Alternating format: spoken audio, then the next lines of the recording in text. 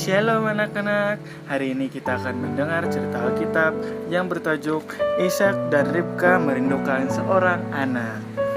Oke, Ishak dan Ribka hidup dengan gembira sebagai suami istri. Namun, ada sesuatu yang mereka risaukan. Mereka telah berkawin selama 20 tahun, tetapi mereka belum mempunyai anak. Ishak ingat akan janji Allah kepada ayahnya Abraham. Allah telah berjanji kepada Abraham untuk memberikan Abraham keturunan yang sebanyak pasir di pantai dan bintang di langit. Ishak tahu bahwa Allah akan memberikannya anak, seperti dia telah memberikan seorang anak lelaki kepada Abraham dan Sarah. Walaupun mereka perlu menanti untuk masa yang panjang, namun Allah telah menggenapi janjinya. Aku akan berdoa untuk istriku Ribka, fikir Ishak. Allah adalah satu-satunya yang dapat memberikan kami seorang anak. Ishak pun berdoa bagi Ribka dan Tuhan menjawab doanya. Tidak lama selepas itu, Ribka pun mengandung. Dia akan melahirkan sepasang kembar. Apabila kedua-dua anak itu saling bertolak-tolakan dalam kandungannya, Ribka berdoa kepada Allah dan bertanya kepadanya tentang anak-anaknya. Allah telah memberitahunya sesuatu yang sangat istimewa. Dia berkata kepada Ribka bahwa dia akan melahirkan sepasang kembar lelaki. Kedua-dua mereka akan menjadi dua bangsa yang besar, tetapi anak yang muda akan menjadi lebih besar daripada abangnya.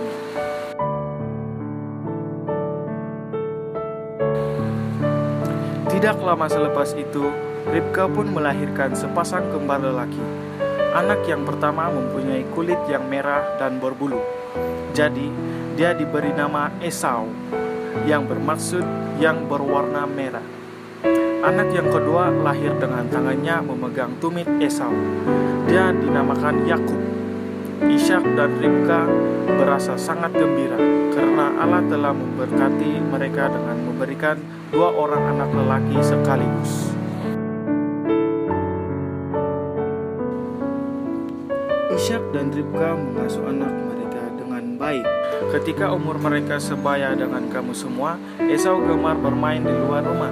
Dia tidak selalu bermain dengan ibunya di rumah. Dia suka berkeliaran di padang dan hutan dan berlatih memanah dengan busur dan anak panahnya. Sebaliknya, Yakub adalah budak lelaki yang pendiam yang suka bermain di sekeliling kemah. Dia gemar duduk dan mendengar cerita-cerita ibunya. Dia juga belajar memasak. Apabila Esau meningkat dewasa, dia menjadi seorang pemburu.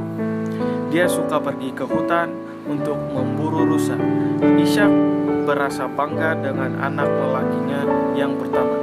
Ishak juga gemar masakan daripada binatang buruan Esau. Dia sangat menyayangi Esau. Yakub tidak suka memburu. Dia lebih gemar tinggal di rumah dan melakukan kerja-kerja di sekeliling kemah. Ribka sangat menyayangi Yakub. Dia tahu dari Allah bahwa Yakub akan menjadi lebih penting daripada Esau. Dia memberitahu Yakub bagaimana ketika dia lahir, dia memegang tumit Esau.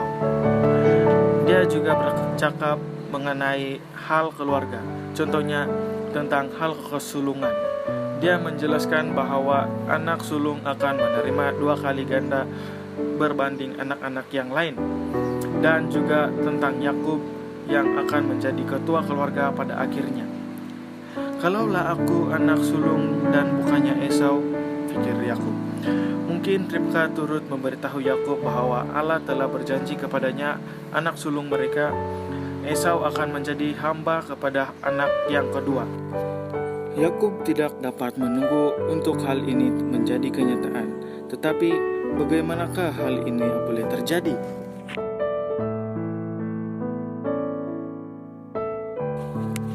Pada suatu hari, Esau pulang ke rumah dari memburu.